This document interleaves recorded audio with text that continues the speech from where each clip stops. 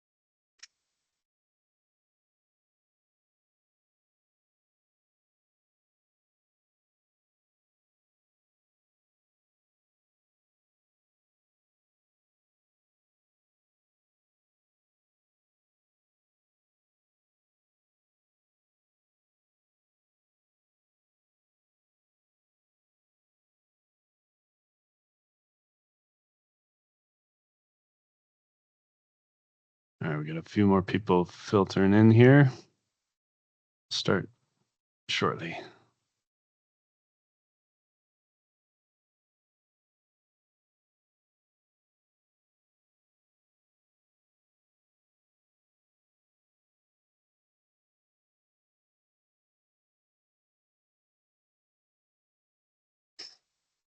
All right, it's 12:01, so why don't so we'll begin. So my name is Mike Martin. I'm with CBM, but I'm representing the ACI Ontario chapter for this webinar. So on behalf of the chapter and our board of directors, I'm very pleased to announce that we're hosting the webinar Summer Curing Matters: The Impact of Summer Conditions on Concrete Acceptance Specimens. It's an absolutely perfect day for this topic because I think it's supposed to be 30 degrees outside, so I can almost guarantee that some of the issues that we're going to be talking about today or listening to today are happening. Hopefully not on one of your job sites, but it's happening out there today for sure. So the weather is perfect. I chose a beach themed background for my team's profile here to meet the theme. On behalf of ACI Ontario chapter, I'm very pleased to introduce Lucas Bromachenko from Concrete Ontario. Lucas is going to be walking us through the webinar today, and he is a technical services engineer at Concrete Ontario. Lucas oversees the plant certification program and contributes to the technical initiatives through various committees, member partnerships, and industry allies. He has a background in concrete materials research, an undergraduate degree from Brazil, and a master's degree from the University of Toronto. So with that, Lucas, I'm happy to welcome you to our webinar. You can take it from there. Thank you very much, Mike. I took the opposite approach to you, and I chose a cozy, air-conditioned, I don't know, condo or something like that. Yeah. Because that's probably what we're gonna be doing today instead of the beach, even though we probably want to be in the beach. But let me share my screen here to get this started. Yeah, and just while you pull that up, Lucas, I forgot to mention there's a Q&A panel as part of this webinar, so it should be at the top of your screen. There's a little question mark bubble that says Q&A. So if you have any questions, feel free to type those into the Q&A section there, and we'll get to the questions at the end of the webinar or interrupt Lucas if it makes sense. But yeah, you can put in whatever you like in there. Okay, go ahead. Thank you very much, Mike.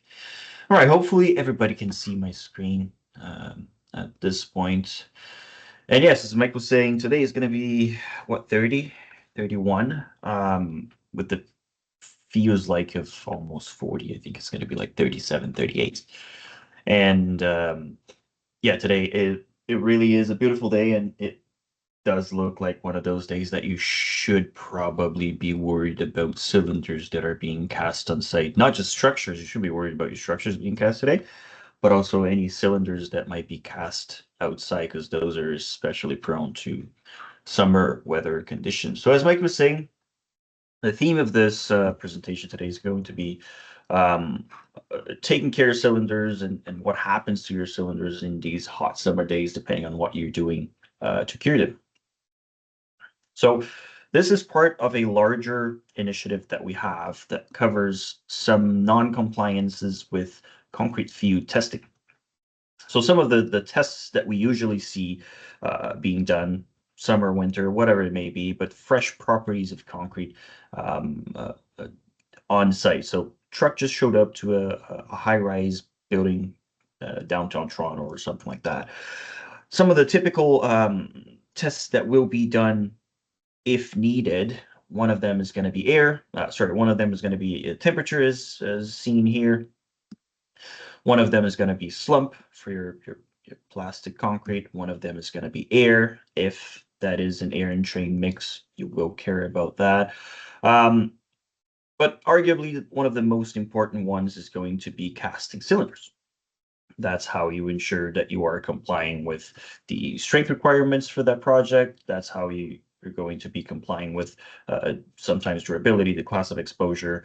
And really, that is what engineers care about. That is what consultants care about, and that can have a pretty high impact on your project. Because if for some reason your strength is lower, your structure will be affected, and you can't really assess the strength of your concrete in the fresh state. You have to cast your cylinders and then test them after, earliest would be typically a 7 day.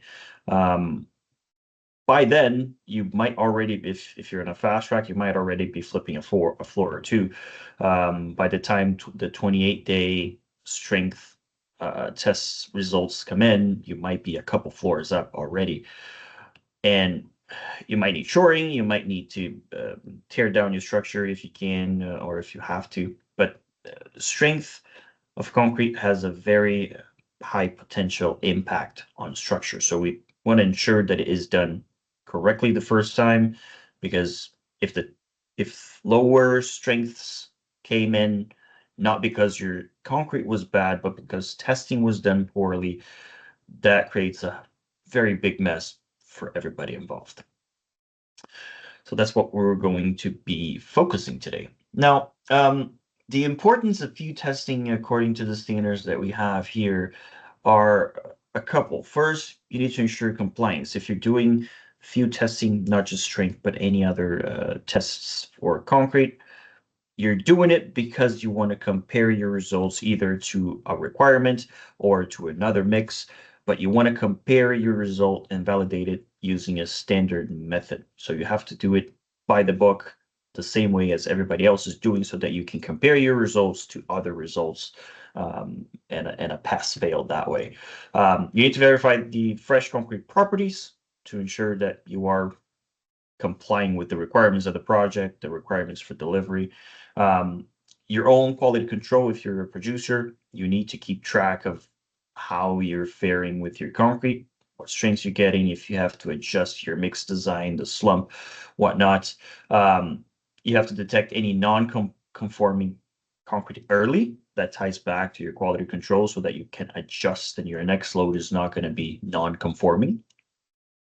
And you have to support long-term strength, durability, and other properties of concrete through testing, through data. So it's a paper trail that ensures compliance and ensures that concrete producers are on top of their game and are delivering concrete according to the requirements.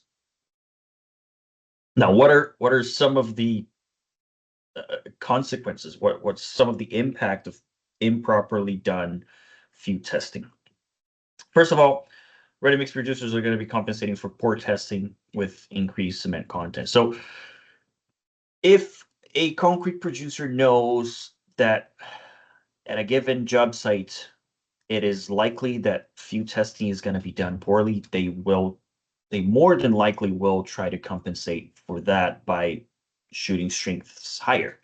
If you know that every time that you ship to a given job site, your test results always come back this much lower, you're going to try and compensate beforehand this much higher, so that when you know that those tests are going to come back lower, you kind of have a safeguard for it. So you might over design just because you know that testing is going to be done poorly. the producer will need to come up with a comparative testing of their own to ensure that the true data is available. So you know that that lab is always 5 MPa lower, but you know that because you're always testing your own load as well, and you know that you're bang on your requirement or your design, and you know that they are always 5 MPa lower on the same truck on the same specimens. So extra testing needs to be done on the producer side. Um, when those low results inevitably come back, it's that whole mess that I was talking about. It's the blame game. It's finger pointing. It was this. It was that. No, it was this. It was not that. And ready-mix producers are usually guilty until proven innocent. It's not always the case, but usually that's the case. Because of that, and the additional testing and retesting, and sometimes you have to go to coring. That oftentimes results in delays. And if at the end of a 2-week stall, because you had to stop building because those columns are low strength, after 2 weeks you find out that those columns are fine, and it was just the cylinders that were left in the sun all along, and they lost strength because of that. You just lost 2 weeks in schedule for just poor testing. So the question that we had maybe 2 years ago, a year and a half ago, was what is the actual impact of some of the non-compliance scenarios that we see out there, right? Leaving cylinders in the sun in a day like today. What's the impact of that? Air testing, slump, adding water to trucks. What is the impact of all that? So in the late winter of 2024 to 2025, and then in the summer of 2025, we developed this, which is the Concrete Fluid Testing Impact Report. We investigated several scenarios for things that we know are being done out there non-compliant to the requirements in the standards, and we try to put a number to them.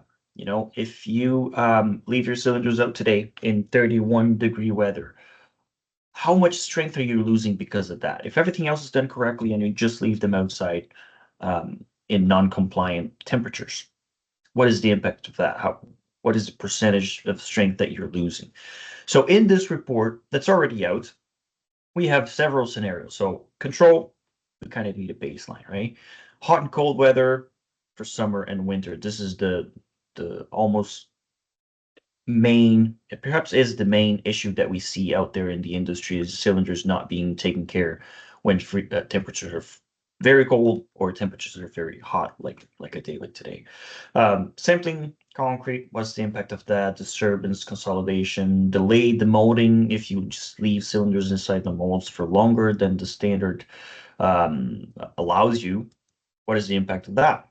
Water addition and temperature and moisture control. So we had, amongst these and variations of these, we had 12 scenarios in total. And then in that report, we always have, control versus non-compliance. So we have a situation where on the same day, we cast a set of cylinders for control and several cylinders for non-compliant. In total, we had 3 suppliers in this study, so capturing different raw materials. For today, the examples that I have are from 2 suppliers. We're going to get to them later. And 2 phases. One in winter, we could explore some of these scenarios in the winter, but not all of them. But we came back and then we explored some more of those scenarios in the summer. So in total, we had 12. And what we really care about here today are these 2 pictures, right? The picture on the left are cylinders inside a thermally controlled curing box. So it keeps cylinders within the expected or required temperature range in CSA. And the cylinders on the right were just left outside. So maybe you will get your temperature requirements that way if it's a cool, maybe fall day or spring day, but maybe not. And a day like today, it's going to be 30 degrees outside. Probably not. So what is the actual requirement for temperature? The actual requirements for temperature in CSA 23.1 is in clause 9321. It asks that during initial curing, the test specimens shall be stored in a controlled environment that maintains the temperature between 15 and 25 degrees immediately adjacent to the specimens. And then the records of maximum and minimum temperature within the curing enclosure shall be reported. So a couple of things that we have to digest here. It has to be a controlled environment that maintains the temperature between 15 and 25 degrees. So you have two numbers, right? You have the low temperature of 15 and you have the high temperature of 25. So you have to maintain between those two set points. Also, it doesn't really tell you what this controlled environment has to be, just that the area around the cylinders need to be between 15 and 25.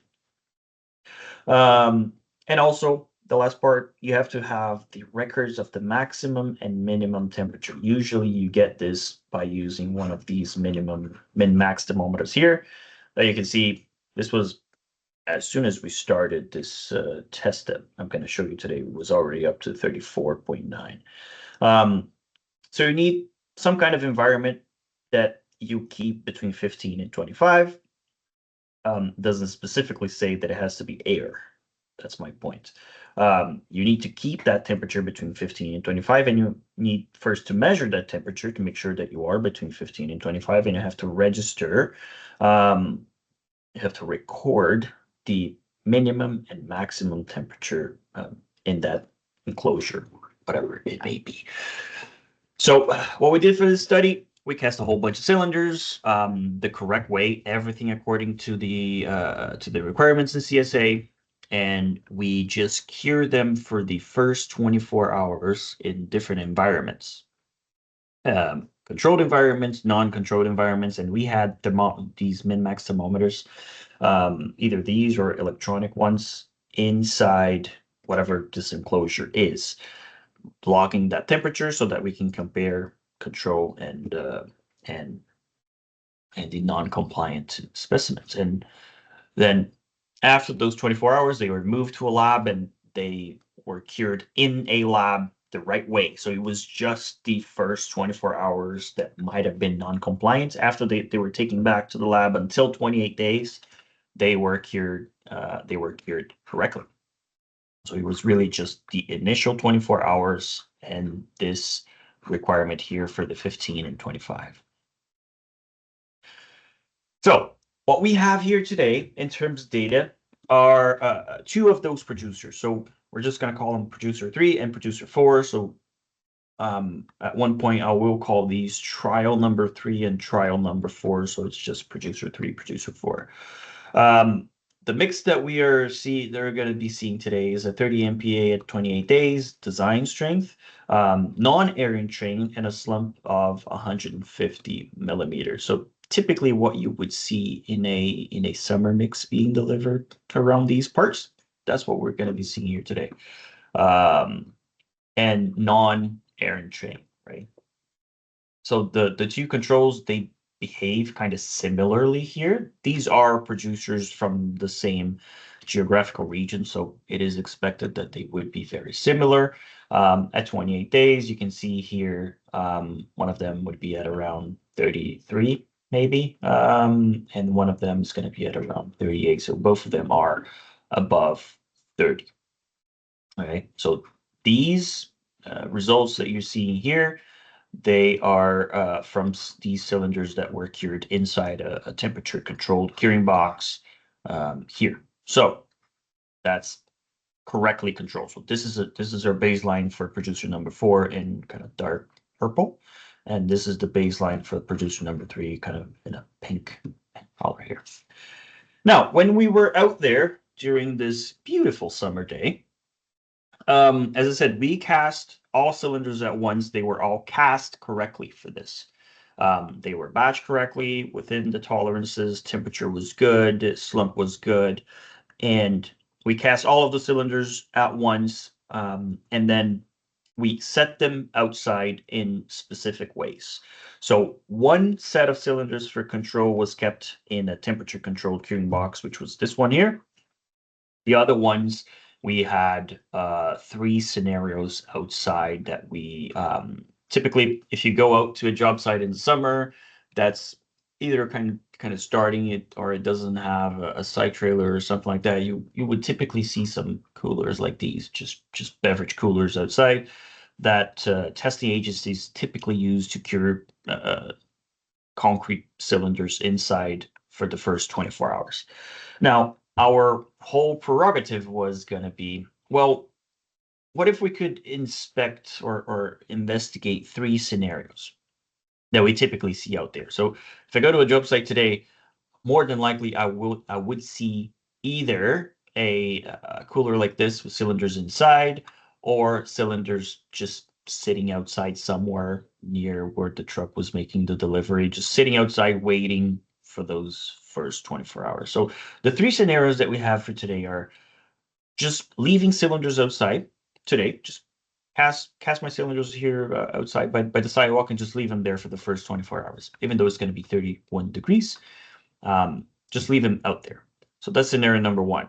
Scenario number 2 is going to be, instead of just leaving them outside, put them inside the cooler, right? The cooler is going to hold off. It has some thermal mass, so it's going to hold off some of the heat from summer. That's the theory here, right? In winter, the cooler is going to keep the heat in so that cylinders don't freeze, right? And in the summer, it's going to try to cool off. But nothing is inside the beverage cooler except cylinders. That's scenario number 2.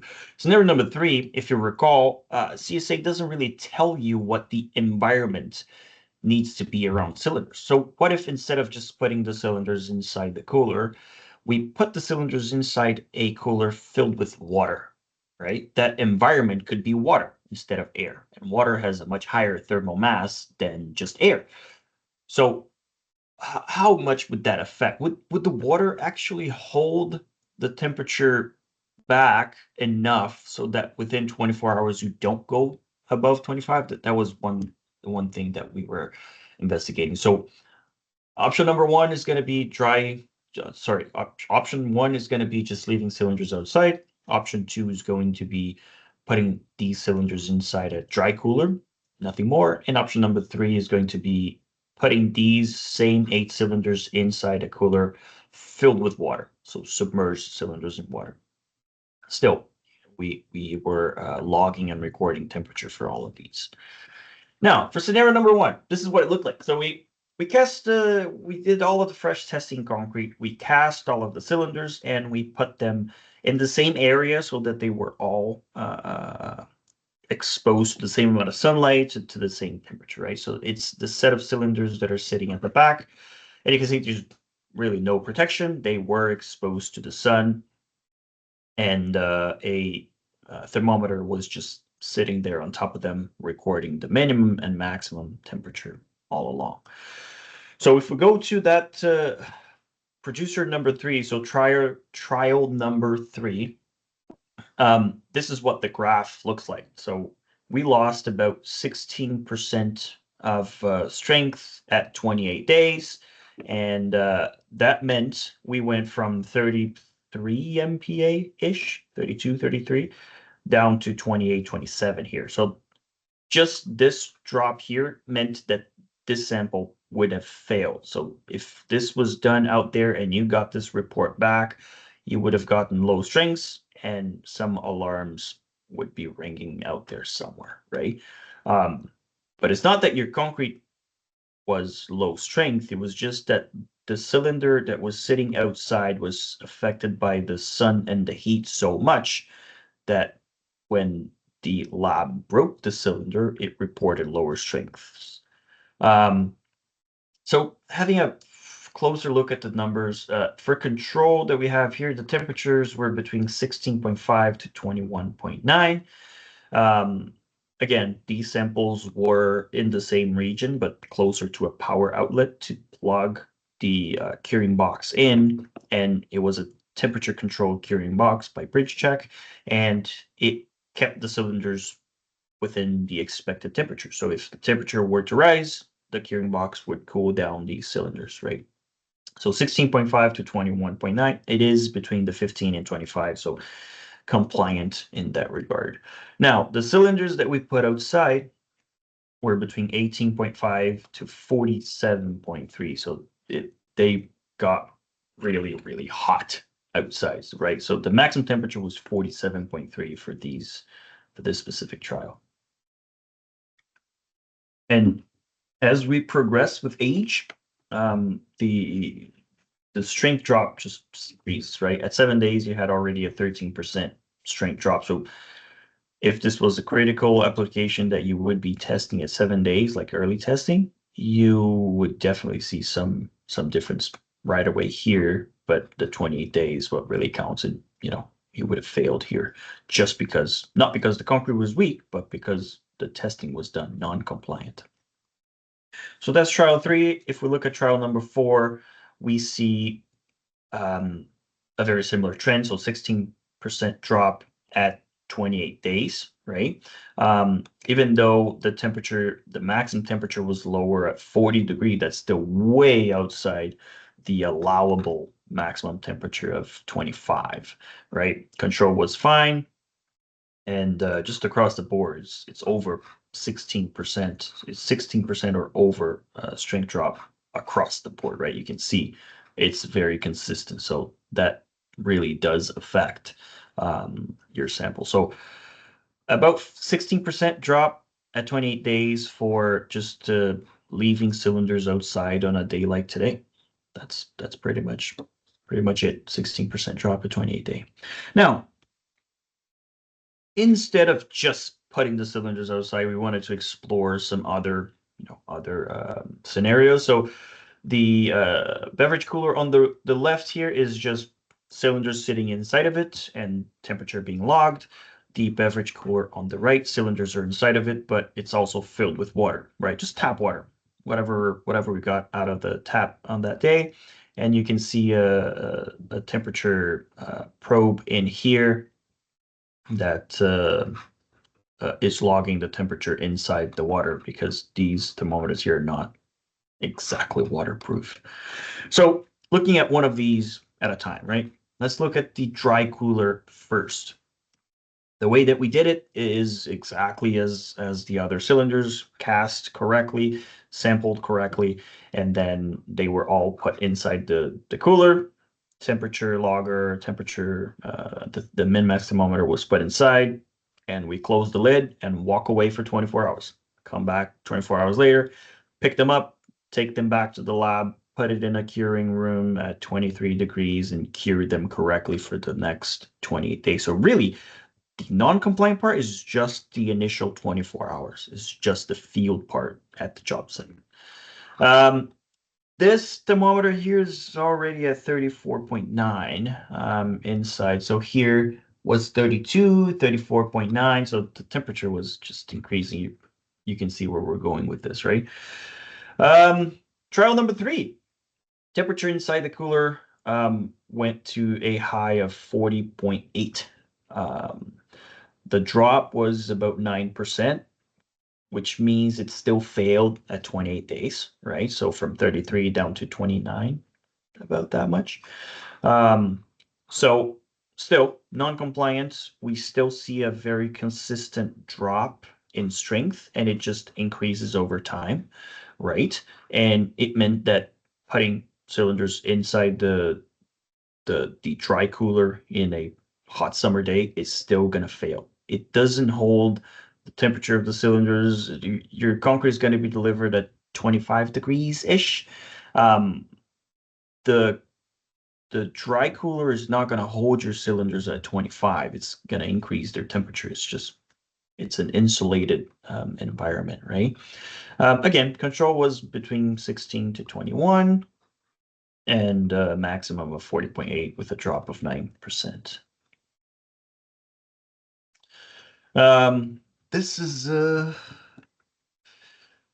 trial number 4 went from 29 degrees to 48.9. So this trial here is the one from the picture that I showed you. That there's no shade, it's just sun hitting on top of the cooler. That meant that this dry cooler kind of became like a greenhouse effect, that it warmed up the inside more than the outside. The outside was about 40 was the maximum that we saw. The inside of the cooler went up to 48.9. So it it was hotter on the inside of the cooler than outside. So it made the complete opposite effect of what some testing agencies would expect by putting cylinders inside a cooler. Again, the drop is pretty consistent. As I said, we only left them in this non-compliant state for the initial 24 hours. Then we took them back to the lab, and the curing in the lab for the next 27 days was done correctly. So this 20% drop, this 18% drop, it was 18% caused solely by the initial 24 hours. So 18% drop at 28 days. It's still somehow passed. You're still slightly above 30 MPa, but that's one of the things that I said earlier was that if the producers know that labs are going to be doing a poor job, they're going to over design. So they're going to change the mix design to give you more strength just because they know labs are going to mess it up for some job sites. Not every lab, of course, but if the producer knows that this is going to happen, they're going to increase their strengths, and that might impact schedule, financial, whatever it may be, just to try and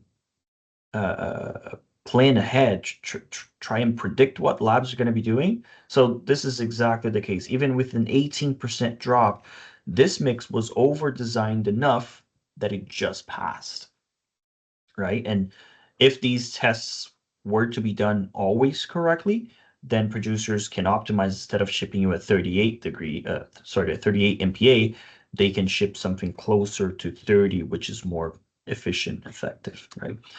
So across the board, pretty much consistent, 18% drop at 28 days. And yeah, a maximum of 48.9. So it became a greenhouse in there. So that was a dry cooler, right? Now, what if we, okay, the cooler didn't really help. The thermal mass of the cooler and the insulation didn't quite help us that much, right? What if instead of that, we just filled the cooler with water, right? Tap water is going to be cooler. And that water is going to take a very long time to heat up. So could that help? That's also a possibility. It's water inside a cooler is also going to help with preventing evaporation of water from the inside of the cylinder, right? If you close your cylinder tightly, you have to put the lid on. That's one of the requirements in CSA. And then you submerge those cylinders. Your cylinders won't lose water to your environment, which is possibly what was happening with the dry cooler, for example. It got so hot in there that some of the water that was available for hydration simply evaporated in there. And you can prevent some of that with this. Now, water weighs a lot, so you have to account for that if you're carrying cylinders around. The cylinders are going to weigh a lot. But does the thermal mass of water help? So this is what we did. We put the water, I think we put the cylinders in first, and then the water in later, or it might have been the other way around. And we had some of these exact boxes logging the temperature inside the cooler. So we were still exactly measuring the temperature of the environment around the cylinders. It's just that environment wasn't air, it was actually water, right? So this is the setup that we had. Again, cylinders cast correctly, cured inside these boxes, and taken back to the lab for the final curing. These are the results that we got. So there was still a drop. So this is trial number 3. There was still a drop, but just a drop of 4%, so a much lower drop. We had just negligible strength gains here at 7 days, so this I wouldn't care about this too much. But you can see that the pattern that we see for drops are much different from what we had before, either in the dry cooler or just sitting outside in air.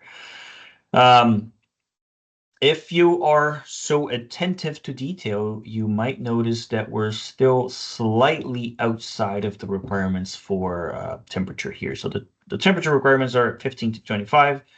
inside the cooler, it got up to 26.2. So didn't make its way up to the 40s, yes, but it's still non-compliant. So if you did this, it's better than 48 degrees, but it's still outside. So it's 1.2 degrees outside, and this is technically still non-compliant, and that non-compliance still has to be reported in your final report for this. Well, yes, having the cooler filled with water did help keep the temperature more stable. Yes. That resulted in less of an impact in strength. Yes. But the temperature was still just slightly outside of the requirement. That's for trial number 3. Trial number 4, it was a similar situation. 14.6. One could argue you can round this up to 15 and you could be compliant, but 14.6, we're trying to be accurate here, to 27.7. So likely what happened here was tap water was slightly colder, right? By the time we put the cylinders in and started logging, that water was still colder. But within the next 24 hours being exposed to sun and the heat, and this was really a hot day, it got up to 27.7. So that whole cooler filled with water, the water got, just 13 degrees hotter over the initial 24 hours. So that was a lot. This was really, really a hot summer day. But those are going to happen. Those might be happening later this week. Those might be happening later this month or next month. But, when we have summer conditions here, we have real summer conditions here. In terms of strength, we had just negligible changes in strength, just 1%. If increase for the cylinders cured inside those curing boxes, yay, that's great, but still those are non-compliant. Even if you did have higher strengths here for those cylinders that were left inside these water-filled coolers, this test still was non-compliant. So the report for these cylinders needs to show somewhere in the report, this report was non-compliant. This is a requirement in CSA, right? This report was non-compliant. Here's the result, but beware that these results were done in a non-compliant way. You can still have the results, it's fine, but it's just non-compliant because the temperature was outside of the 15 to 25. But again, it managed to keep the temperature of the environment around the cylinders more stable than just dry cooler or cylinders sitting outside. Now, if this wasn't such a hot day, maybe you could get away with just filling the cooler with water, right? If it wasn't a 40-degree day, if it was a 30, maybe you could, provided you have the thermometer in there and you're monitoring the temperature in the minimum maximum. Perhaps you could. Now, what's the summary out of these? What did we learn out of these 3 trials that we have here? If you just leave cylinders outside today, it's going to be 30 degrees.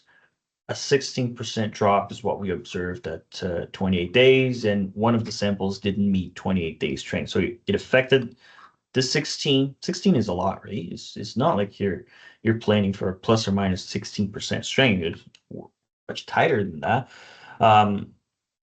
But just leaving them outside 16% is quite a big drop, right? Just leaving them outside 16%. In the dry cooler, it's even worse, right? It's 20% loss at 7 days. Now, if this is a high performance or some kind of early mix that you need to test at 7 days and then 28, you see a 20% loss at 7 days. You see, your strengths are coming in 20% lower than you would expect. That's not going to be very interesting. That's not going to be very pleasing for the structure engineer. And then 18% loss at 28 days. So a dry cooler in the summer is actually worse than just leaving them outside. Both are bad. Don't get me wrong. It's just dry cooler is that much worse. Putting them inside the submerged cooler represented a lower loss, but I do have to stress, you need to log the temperature to ensure that it stays below 25. Otherwise, it's just non-compliant all the same. So it's not just leave them inside a cooler with water. Is if you have to put them in a cooler with water, but put the thermometer in there. Make sure that you have a thermometer and you are logging these temperatures there. So interesting results. Having cylinders submerged was actually something that was recommended for us to investigate by one of our members, and we typically see either cylinders sitting outside. Maybe it's in a shaded area, right, under a tree or something. But the sun is going to move throughout the day. Eventually, sun is going to be hitting those cylinders directly, and scenario number one here would be applicable. Or sometimes they say, well, I'm not going to leave them outside in the sun. I'm going to put them in my curing box, which is a beverage cooler in this corner here, and maybe it's going to be fine, but maybe it's going to be a 20% loss at 7 days, right? This was the worst case scenario. So we investigated several in the impact report for 2026. We investigated several scenarios. So you see cold curing, incorrect sampling, the cylinder disturbance, removing the mold from cylinders after 96 hours, adding water to the concrete truck before casting or sample. So a whole lot of scenarios that we have here. If we focus on just the 3 scenarios that we have today, hot curing outside, so just leaving the cylinders sitting outside, a maximum of 13% impact at 7 days. For dry cooler, maximum of 20% impact at 7 days. And for the submerged cylinders, 4%, same thing for 28 days, and then 16 and 18% for cylinders being left outside. So if throughout the summer you see cylinders sitting in a dry cooler outside and you know it's going to be a hot day, maybe ask the question, maybe ask, what is the testing agency doing to keep those cylinders within the required temperatures in CSA, and if they are not kept within those temperatures, if the temperature in the environment around cylinders goes above 25, that has to be in the report. It has to say the minimum and maximum temperature, and if the maximum goes above 25, that means that report is non-compliant. It has to be written somewhere in the report. This report is non-compliant. So all of these scenarios that I'm showing here, you can get them in this QR code. So if you use your phone and point it to the screen, it should bring you to our website. If not, you can just go to concreteontario.org, and this document, it's a much longer document than we have today.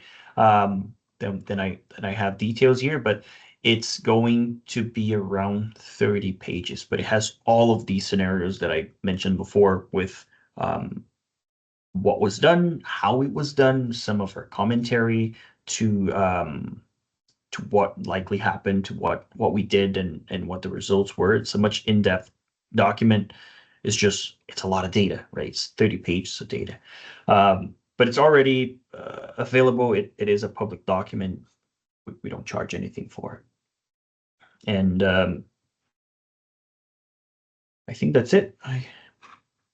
I wasn't stopped for any questions, but now would be the time for questions. Yeah, we've got a couple rolling in right now. So thank you, Lucas, for your expertise and your insight into your research. So let's jump into a few questions. So we've got one question about the dry cooler results. So were they logged with the cooler outside only, or was it also placed inside, let's say, a contractor's trailer? No. This was kind of simulating a situation where you don't have the contractor trailers yet, or you don't have access to the contractor trailers, and you have to leave these cylinders outside, right? Picture some kind of infrastructure job or like a sidewalk job that you're doing, and you're just leaving your cylinders outside. You don't have anywhere else to leave them. You have to leave them outside. But if you have access to a contractor's trailer that is air conditioned, and you know that the air conditioning is going to be running throughout the night, that's important as well. that's obviously going to be a better option, provided that you have your min maximometer in there. But no, for the dry cooler in this impact report, it was just a dry cooler, cylinders inside, sitting outside, as I showed in those pictures. That's exactly where we left them. Okay. And just I guess just to add in the other 30 pages of your research, I think there is a set of cylinders where they're disturbed during that curing period too, right? Just thinking about the cooler inside of the contractor's trailer. You gotta make sure that they're protected from not getting kicked over too, right? But yes. Okay. Good memory. Yeah. Yeah. Next question: Has any research been done? Has any research been conducted into the effects of supplying concrete to a job site in hot weather when the permissible concrete temperatures at placing exceed the limits in CSA Table 14? Not in this particular study, no. We try to be within the standard limits of CSA for this. But no, the temperatures were all within spec for this. Okay. Yeah, kind of designed around municipal work, right? Not really like mass concrete or anything like that. But yes, and we try to capture the general situation out there. We might go to a third phase where we investigate some edge cases, or refine some of the parameters that we use for this. Instead of completely submerging the cylinders, what happens if the water is just halfway up the cylinders? Does that help? Does that have an impact? So you don't go above the brim of the mold. But we haven't captured any edge cases like that just yet. gotcha. Okay. Do you see maturity sensors in ASTM C1074 playing a larger role alongside cylinder testing, since they measure the actual temperature history of the in-place concrete? So these sensors inside the structures or inside cylinders? Maturity sensors would be for the structures themselves, right? Would be the structures, yeah. Yeah. Well, ideally, when we get there in terms of technology and confidence, I would love to see just maturity sensors for structures. And you absolutely know the strength of the structure in place, because at one point we have to accept that cylinders are representative of the structure, but they're not the actual strength of the structure. It's just an indirect indication or measure. But in order to test the structure, you would have to take cores, and that has an impact on the structure itself. I think the industry as a whole is moving towards more technological solutions, and I think I already see some maturity sensors being used out there reliably, and I think that is kind of the way the industry is moving toward, and I like that. The more we can use technology for our own benefit, the better. Yeah, okay, and I think your response plays into this next question. So, and the next question is: so the best situation would be submerged cylinders inside of a trailer with AC on the whole time. From your research, I think that's the way the research presents. But in terms of new technologies and solutions and stuff like that, I think it's a little different. This is gonna be as this is gonna be as it's just due to the placement of the bottom. Yeah. Somebody came off mute there, I think. Yeah. Oh, I thought it was part of the question. But yeah, so inside the water, inside the trailer, I can't say that is the absolutely best. Did you check that? Oh, I can't say that is the absolute best, because we didn't test, right?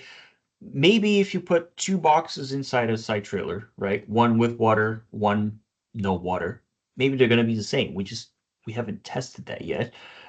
Both would likely be compliant, yes. And I think at the end of the day, what we really want is not to get the most strength out of these cylinders, is to just comply with the standard. And if you had the option of putting a two boxes inside a side trailer. One is dry with cylinders. One is submerged. Cylinders are submerged. They're both going to meet the standards, provided that you have a min-max thermometer and that you have the AC running, right? So in that case, I would just go with the dry box because you have the thermometer in there. Side trailer is air conditioned. It's going to be running for the next 24 hours nonstop. So if my goal is to comply with the standard, just a dry box should be enough. But at the end of the day, I think our goal should be comply or non-comply with the standard, not necessarily getting the highest strength possible. Although the more strength for me, the better. Right. Yeah, and there's another comment to that question, and I'll add my own too. I mean, if outside of the, if money's an important factor, but if money and technology are no option, then there are temperature controlled curing boxes out there where it's just a standalone unit, and can go up or down or just stay steady, right? That's Randy contributed that comment, so thank you, Randy. Exactly, and one of the scenarios that we investigated in the full impact report is forget the beverage coolers, right? You cast your cylinders and you just put them inside the trailer, right? On the floor somewhere, just the cylinders there. That the AC is going to be running, so you put the cylinders there, thermometer on top, walk away. But usually side trailers are on wheels or they're kind of wobbly, right? They're not a very I don't know, solid structure, right? They're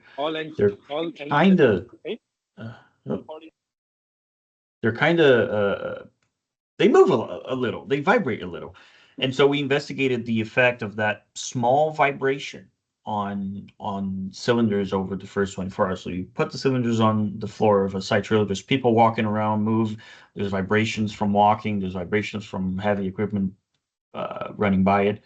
That did have an impact on the cylinder strength. Just that small vibration seems like it's small, but as those chemical reactions are happening for hydration, some of those vibrations can affect some of the bonds that are being formed in concrete. We did see a strength drop there. It's okay. All right, so maybe two more questions, unless it turns out that our participants can come off mute here and ask their own questions. So if someone wants to raise their hand and ask a question that way, we can do that as well. But Lucas, your thoughts on using bad data versus having no data at all. So if you've got a set that was not cast and was not in compliance, but it's a number versus not knowing at all. What's your thoughts on that? So I think for this investigation that I brought today, the data would be temperature data, right? And having no data at all in terms of temperature. Okay, these are my cylinders. And then I've seen reports before where they show, the report has a template and the template says what is the minimum and maximum temperature. And the report simply says expected 15 minimum, expected 25 maximum, because it's the responsibility of the contractor to provide the facilities. I forget the language now, but CSA has coded in that it's the responsibility of the contractor to provide the area and the facilities for the testing and initial curing of cylinders. So theoretically, it is not theoretically, on paper, it is the responsibility of contractor to provide you with that environment. But it is the responsibility of the lab to measure the temperature and keep a log of the minimum and maximum and put this information in the report. So by CSA, labs would not have bad data, wouldn't have missing temperature data.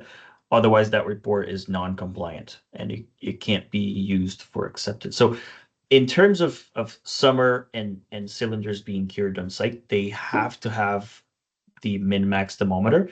You might not necessarily have a data logger like we had in this, but you do need to have a min-max. Like it's very difficult to just estimate or guesstimate and leave cylinders on the side and say, well, it's going to be, 23 degrees today, so cylinders are going to be less than 25.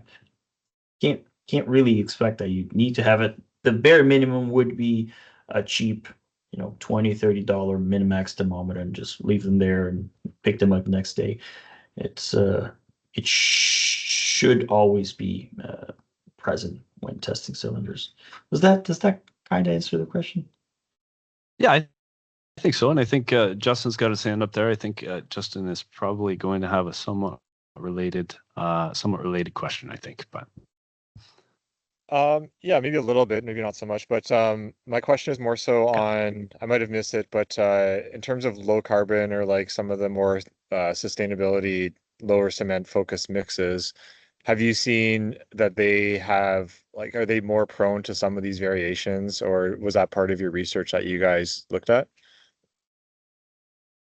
Not yet. No, we didn't look at any low carbon mixes for these initial phases. We kind of arrived at 12 scenarios that we thought were, what is the most likely scenarios of people messing up testing out there, and we got those 12.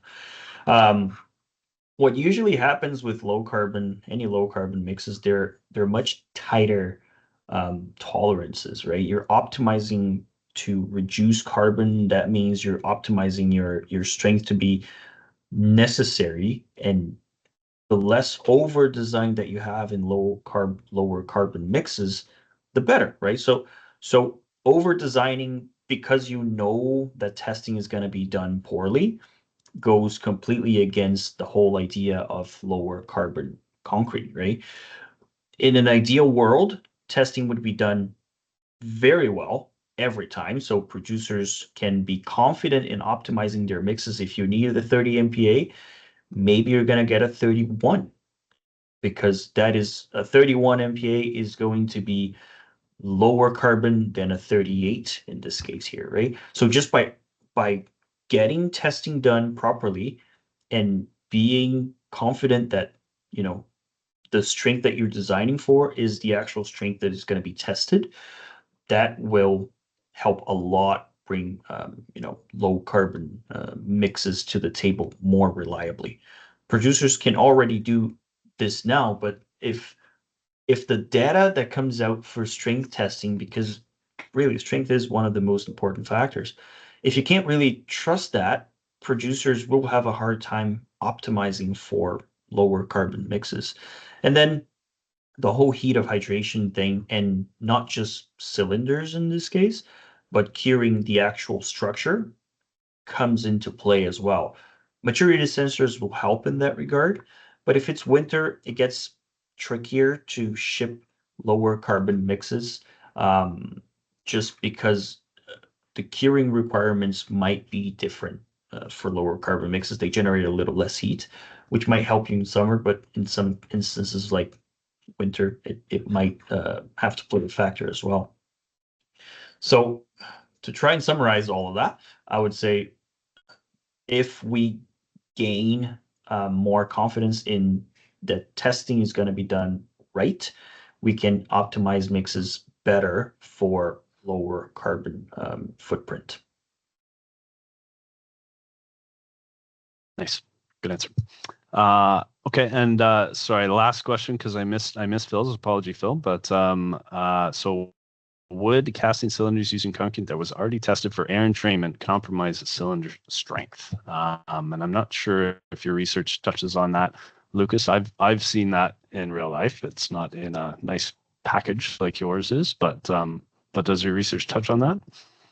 No, we did not do that. That would have been very interesting. But that the sample that was tested for air is already, like, the water cement ratio is not the same anymore. So it's not really the same sample as what we did, right? What we would be doing for any other sample in the test.